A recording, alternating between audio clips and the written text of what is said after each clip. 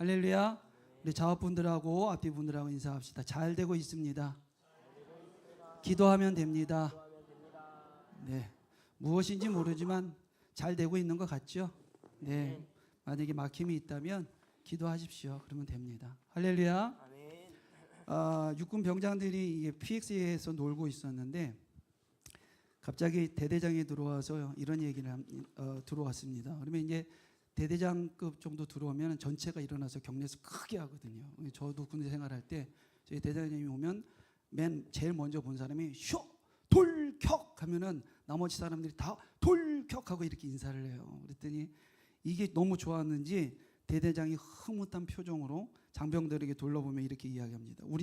우리 대한 육군이 여성들이 좋아하는 남성상 2위로 뽑혔다. 그러니까 막 환호가 막 나온 거예요. 와.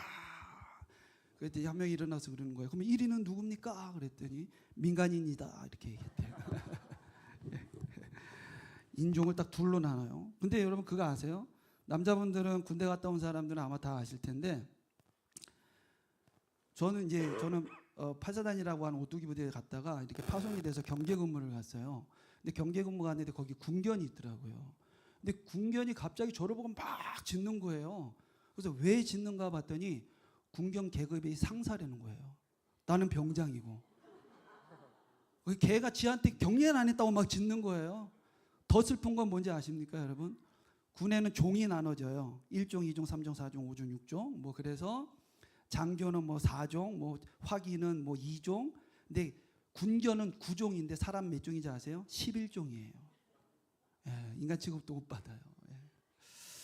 어느 날 제가 이제 자전거를 되게 좋아하잖아요. 저희 이제 자전거 동호회도 있고 그래서 같이 자전거 타고 나가면은 꼭 이제 편의점에 들려서 중간에 막 열을 식히기 위해서 아이스크림 먹습니다. 저희가 좋아하는 아이스크림 중에 하나 이 설레임이라는 아이스크림이 되게 좋아해요. 편의점 가가지고 설레임은 생각이 안 나는 거예요, 갑자기. 그래가지고 아주머니한테 저 망설임 하나만 주실래요? 그때 아주머니가 아주 웃더라고요. 저의 매력은 이런 잦은 실수가 좀 있다라는 것 같아요. 내가 완벽하지 못하고 잦은 실수가 있으니까 그 잦은 실수에 타고 들어오는 여유가 조금 그리고 누군가가 침범해서 들어올 때 흡수할 수 있는 그런 것들이 좀 있습니다. 그래서 실수가 결코 나쁜 것만이라고는 생각하지 않아요. 그런데 실수와 죄의 문제는 좀 다른 것 같습니다. 이스라엘 초대 왕이 사울입니다. 다윗이 아니라 사울이에요. 하나님께서 이스라엘 초대 왕 사울을 세우셨지만 하나님께서 그를 보시고 후회를 하십니다. 왜요? 하나님 앞에 죄를 지었기 때문에. 그래서 결국은 사울이 중간에 타락하여 하나님께 불순종하는 리더가 되어버립니다. 하나님께서는 그를 버리시고 어린 다윗을 기름 부어서 세워가십니다. 오늘 본문에 그 이야기가 나오는데 그 이야기 중에 첫 번째 사무엘의 슬픔이 등장을 해요. 사무엘의 슬픔. 자, 한번 16장 1절을 한번 볼까요? 같이 읽겠습니다. 시작. 여호와께서 사무엘에게 이르시되 내가 이미 사울을 버려 이스라엘 왕이 되지 못하게 하였거늘 내가 그를 위하여 언제까지 슬퍼하겠느냐? 너는 뿔에 기름을 채워가지고 가라. 내가 너를 베들레헴 사람 이새에게 보내리니 이는 내가 그의 아들 중에서 한 왕을 보았느니라 하시느니라. 예, 이 슬픔은 여기서 언제까지 슬퍼하겠느냐 하나님이 사무엘에게 이야기할 때 이 슬픔은 사울의 실패에 대한 사무엘의 감정입니다. 15장 35절에도 이 사무엘의 슬픔에 대해서 나오는데 뭐라고 나오냐면 한번 또 같이 한번 읽어볼까요? 시작. 사무엘이 죽는 날까지 사울을 다시 가서 보지 아니하였으니 이는 그가 사울을 위하여 슬퍼함이었고 여호와께서는 사울을 이스라엘 왕으로 삼으신 것을 후회하노라. 예, 슬퍼하는 사무엘의 모습 속에서 우리는 하나님의 선지자로서의 사무엘과 인간적인 정리 사이에서 고뇌하는 모습을 보게 되어져요. 이유는 자신이 기름을 부어서 세운 왕이 초대의 왕이 사울이거든요.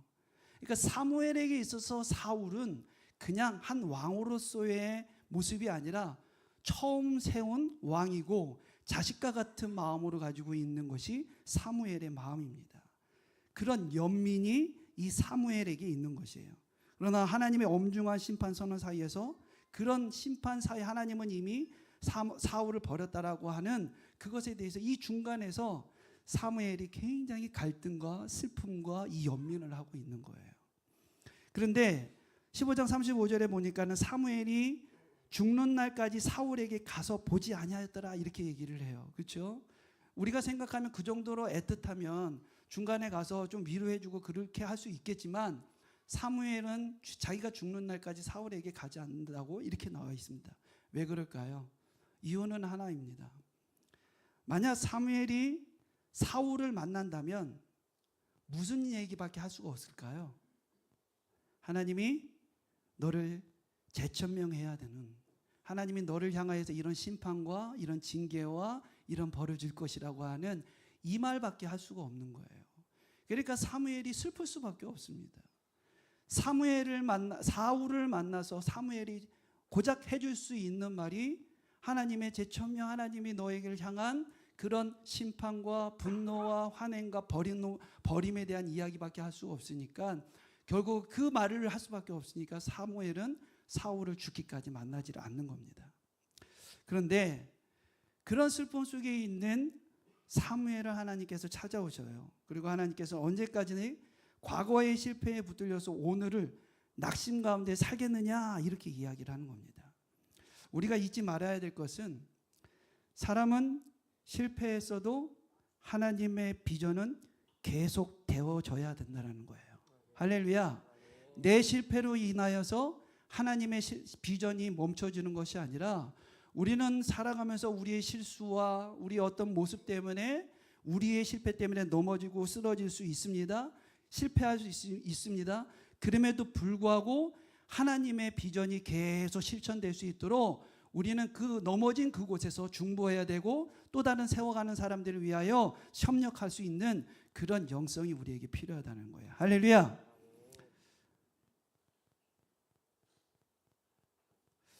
중요한 것은 하나님의 역사는 사람의 실패 때문에 무너지지 않아요. 우리는 무너졌다 할지라도 하나님은 무너지지 않습니다. 하나님께서는 사무엘에게 이렇게 얘기를 해요. 베들레헴 사람 이새의 아들 중에서 한 왕을 내가 보았다 이렇게 이야기를 합니다. 여기서 이 보았다라고 하는 것은 단지 바라보는 이 동작만을 나타내는 것이 아니라 미래 선택적 단어예요. 미래 선택적. 하나님께서 지금 현재의 모습을 보았다라고 하는 현재만 있는 것이 아니라 이게 미래형으로 쓰여져 있어요. 그래서 보았다라는 의미는 이미 한 사람이 이 미래에 이 왕이 될 것이라고 하는 것을 하나님이 예정을 해 놓으신 거예요. 그래서 보았다 이렇게 표현을 합니다. 하나님께서는 그 누구보다도 알지 못했던 새로운 왕을 예정해 놓으신 겁니다. 왕을 뽑는 데 있어서 하나님께서 이스라엘의 첫 번째 왕인 사울을 뽑을 때에도 굉장히 의외의 선택을 했어요. 사울을 뽑을 때 어떤 선택을 했습니까? 사울은 원래 어떤 지파예요? 베냐민 지파 사람입니다. 그를 대신할 새로운 왕도 유다 지파 안에서도 베들레헴이라고 하는 이 촌동네 아주 작은 도시에 살고 있는 사람이 바로 이 다윗입니다. 하나님의 큰 도시가 아닌 작은 촌동네 베들레헴에서 이스라엘의 왕 다음 왕을 선택하셨다라는 것을 우리는 좀 주목해서 봐야 될 것 같아요. 이 베들레헴이 그리고 그 안에서 난 다윗은 누구를 예표하는 거죠? 예수 그리스도. 예. 다윗은 예수 그리스도를 예표하는 겁니다. 그리고 그 다윗이 난 베들레헴 바로 아기 예수 그리스도께서 태어나신 그곳인 것이에요. 그런데 거기서 다윗 왕과 예수님이 태어나신 것입니다. 하나님의 역사는 우리가 생각하는 기준의 한계에서 이루어지는 것이 아닙니다. 약한 것을 통하여서 강하게 하시고 가난한 자를 통하여 부한 자를 부끄럽게 하시듯 우리들이 잘 주목하지 않는 곳에서 위대한 역사들이 일어난다라는 거예요. 우리가 연약해서 쓰러질 수밖에 없는 것처럼 보이는 그를 통해서 하나님의 일들이 일어난다라는 것입니다. 하나님은 강한 자를 들어서 쓰시는 것도 물론 있겠지만 하나님의 하나님됨을 보이기 위해서라도 약한 자를 들어서 사용하시는 모습을 봅니다. 우리가 서 있는 바로 그 자리가 우리 시대의 베들레헴 같이 쓰임받는 그런 자리가 되어지기를 주 이름으로 축원합니다. 할렐루야.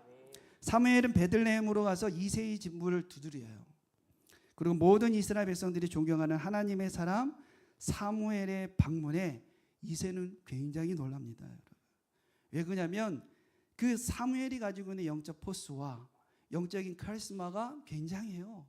그러니까 사람들이 이새가 사무엘 자체의 존재성도 멀리만 봐도 그 존재성이 뛰어난데 이새의 가정에 친히 방문을 하는 거예요. 이 촌동네에. 그랬더니 이새가 얼마나 놀랬겠어요, 여러분. 사무엘이 여호와의 말씀대로 행하여 이새의 가정에 방문하고 그리고 여호와께서 말씀하신 대로 이렇게 선포를 합니다. 16장 5절 같이 읽겠습니다. 16장 5절입니다. 시작. 이르되 평강을 위함이니라. 내가 여호와께 제사하러 왔으니 스스로 성결하게 하고 와서 나와 함께 제사하고 이새와 그의 아들들을 성결하게 하고 제사에 청하니라. 예, 하나님께서 사무엘에게 가르쳐 주신 대로 하잖아요. 가르쳐 주신 대로 가서 전하고 제사를 청합니다. 이새는 그 말을 듣고 굉장히 긴장을 성경에는 긴장을 했다 안 했다 모르지만 하여튼 그 앞의 내용으로 봤을 때는 그런 사무엘의 영적인 포스 때문에 아마 긴장을 하지 않았을까 그런 추측은 해요. 그런데 어떻게 됐든 이새는 첫째 아들 엘리압을 보고 사무엘은 그 훤칠한 외모에 내심 이렇게 흡족하는 모습을 보게 되어집니다. 사무엘이 엘리압을 보고 이런 판단을 해요. 한번 볼까요? 6절입니다. 16장 6절 시작. 그들이 오매 사무엘이 엘리압을 보고 마음에 이르기를 여호와의 기름 부으실 자가 과연 주님 앞에 있도다 하였더라. 할렐루야. 사람은 누구나 눈에 좋아 보이는 건 외형적으로 뛰어난 것에 마음이 가기가 마련이죠. 예. 하나님의 사람 사무엘도 어쩔 수 없는 인간이었습니다.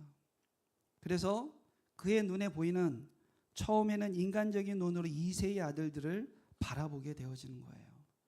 그는 영웅호걸과 같은 그 엘리압의 외형적인 그런 피지컬에 마음이 푹 빠졌습니다. 그래서 6절에서 이와 같은 고백을 하는 거예요. 여호와의 기름 부으실 자가 과연 주님 앞에 있도다. 이렇게 얘기해요. 여기서 이 과연이라고 하는 것은 감탄사잖아요. 감탄사. 예. 과연 있도다. 이렇게 하는 이 감탄사인데 이 안에는 무엇이 들어있을까요? 굳은 확신이 들어있는 거예요. 사무엘의 눈에 보였던 엘리압을 보면서 그는 굳은 확신을 가졌어요. 과연 여호와 하나님께서 말씀하신 사람이 이 엘리압이구나. 이렇게 이야기를 하는 겁니다. 그리고 하나님의 생각을 사무엘이 감히 판단을 한 것입니다. 그래서 엘리압을 바라보면서 과연 주님 앞에 있도다 하고 굳은 확신과 판단을 합니다. 엘리압은 요즘으로 말을 하면 인류대학 나온 그런 정도 되겠죠. 대기업의 좀 중상층 위에 이 직위가 좀 높은 그런 좀 프로페셔널하고 좀 괜찮은 그런 사람인 것 같습니다. 그러나 하나님은 즉시로 사무엘의 생각이 틀렸다라는 것을 지적을 해줘요. 그리고 나서 주신 하나님의 말씀은 우리가 사람들과 부딪힐 때마다 모든 사람들과 부딪힐 때마다 우리에게 필요한 인생 말씀을 하나를 주셔요. 그것이 바로 사무엘상 16장 7절 말씀입니다. 같이 읽겠습니다. 시작. 여호와께서 사무엘에게 이르시되 그의 용모와 키를 보지 말라. 내가 이미 그를 버렸노라. 내가 보는 것은 사람과 같지 아니하니 사람은 외모를 보거니와 나 여호와는 중심을 보느니라. 할렐루야. 우리는 여기서 하나님과 사람이 보는 기준이 확연히 다른 것을 보게 되어지죠. 사람은 어쩔 수 없이 외형적인 것, 내면을 아직 다 보지 못하기 때문에 그것까지 뚫고 보지 못하기 때문에 먼저 판단하는 것은 외형적인 모습을 보고 판단을 합니다. 그러나 하나님은 그 중심을 보신다는 거예요. 외모로 사람을 판단하는 것이 얼마나 많은 오차를 내게 되는지 아십니까, 여러분? 대부분 사람들이 누군가를 자랑할 때 그 기준이 어디에 있을까요? 그 기준이. 어떤 사람이 이렇게 자기의 사위를 이렇게 얘기하는 거예요. 우리 둘째 사위는 정말 좋은 사위를 보았다라고 막 이렇게 자랑을 하는 거예요. 그 사람이 그러면 왜 좋은 사위냐 이렇게 물어봅니다. 자, 왜 좋은 사위일 것 같아요, 여러분? 네? 여러분들에게 이런 사위는 좋을 것이다 라고 생각되는 사위가 있을까요? 난 사위가 없어서 몰라요. 이분이 이렇게 얘기하는 거예요. 우리 둘째 사위는 의사예요, 의사. 더군다나 서울대를 나온 의사예요. 이렇게 얘기하는 겁니다. 또 어떤 사람이 자기의 아들을 좋은 아들을 두었다라고 이렇게 이야기를 합니다. 왜 좋은 아들을 두었냐고 물어봤더니 이분이 또 이렇게 얘기하는 거예요. 사업가인데 돈을 굉장히 잘 번대요. 결국 우리가 생각하는 좋다의 기준점이 어디에 있어요, 여러분? 물질에 있습니다. 물질에.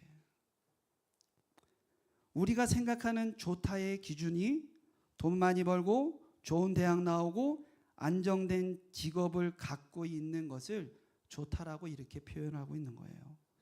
그 사람의 인격이 어떤지, 가정에서 어떤 배우자이고 가정에서 어떤 아버지인지 같은 것들은 다 뒷전입니다.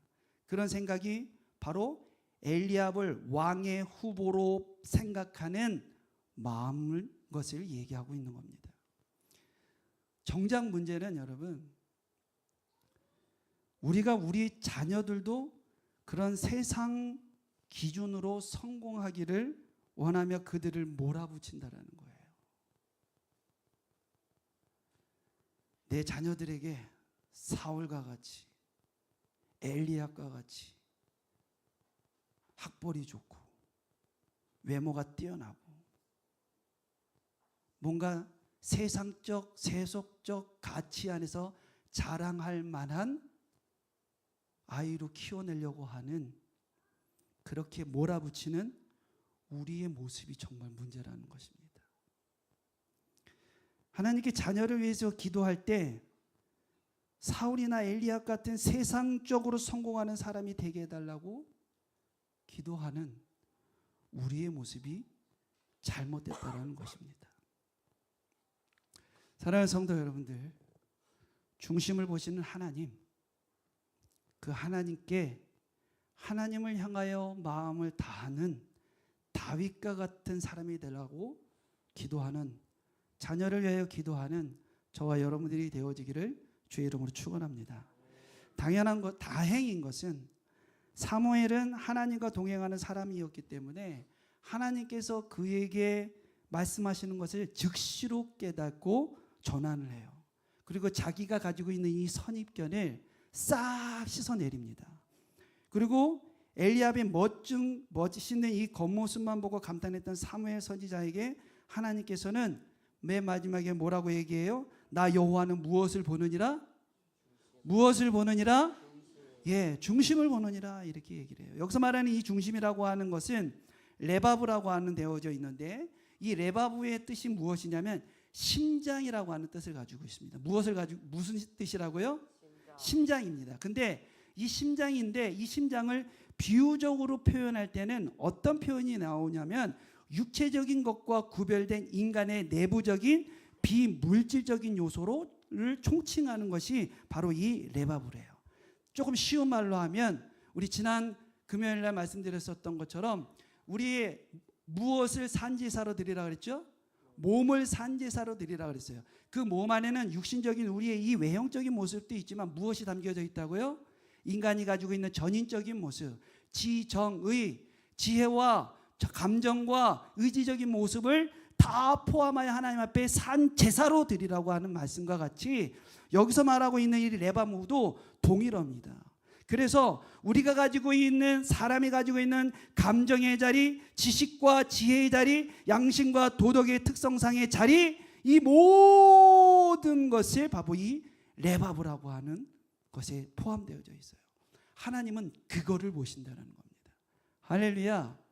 우리가 어떤 지혜를 가지고 있는지, 어떤 감정을 품고 있는지, 내가 어떤 의지적인 요소를 가지고 있는지 하나님께서는 그 내면 세계를 보시면서 우리의 영적 상태를 재점검하신다는 거예요. 특히 여기서 말하는 이 중심은 그 사람의 인생에서 가장 소중하게 생각하는 가치와 그 사람이 나타내는 마음의 열정이 무엇으로 나타나고 있느냐, 이것을 이야기하는 겁니다. 다윗은 어떤 사람이었습니까, 여러분? 우리가 너무 잘 알고 있는 것처럼 하나님과 친밀해지려고 하는 그 열정이 뜨거웠던 사람이 바로 이 다윗이었습니다. 앞으로도 이제 계속 이 사무엘상을 가지고 말씀을 또 계속 앞으로도 저와 함께 나눌 수 있는 기회가 있을 텐데 그때 더 많은 얘기를 하겠지만, 다윗은 어릴 때부터 백발의 노인이 될 때까지 하나님과 끊임없는 교제를 노력을 했어요.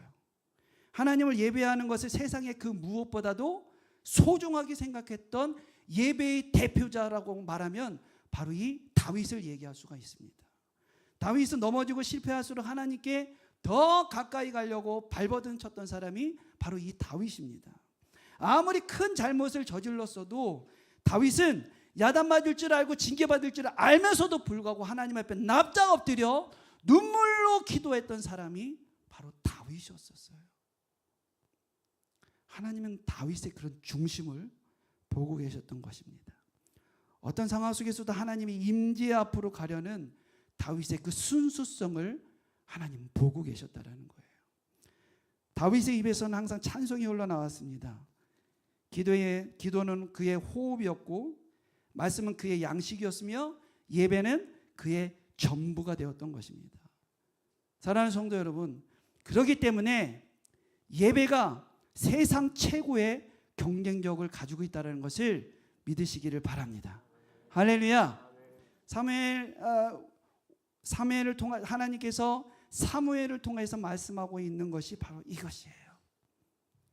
사무엘은 자신의 육신 이미 젖어져 있었던, 경험되어졌었던 그 모습을 보면서 세속주의적으로 처음에 엘리압을 보고 하나님의 마음을 품었지만, 하나님은 외형을 보는 것이 아니라 너의 중심, 우리가 가지고 있는 지정의, 우리가 가지고 있는 전인적인 모습을 다 바라보면서 내가 그를 선택했노라 말씀을 하십니다. 오늘 우리의 전적인 모습을 주 앞에 온전히 드리는 저와 여러분들이 되어지기를 주의 이름으로 축원합니다. 할렐루야. 이것이 무너지면 우리의 삶에 슬픔이 옵니다.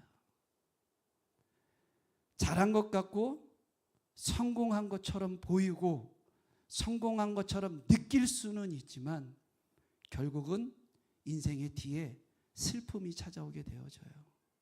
그러나 우리의 중심을 다하여 하나님을 경외하며 경배하며 나아가게 된다면 하나님은 우리의 편에 서셔서 늘 우리와 동행하여 주시고 보응하여 주시고 하나님의 귀한 역사에, 하나님이 일하시는 그 현장에 우리를 투입하셔서 쓰실 줄 믿습니다. 우리 중심을 다하여 중심을 보시는 그 하나님의 흡족한 하나님의 자녀들이 되어지기를 주의 이름으로 축원합니다. 찬양단 나오시고 같이 찬양하고 기도하도록 하겠습니다.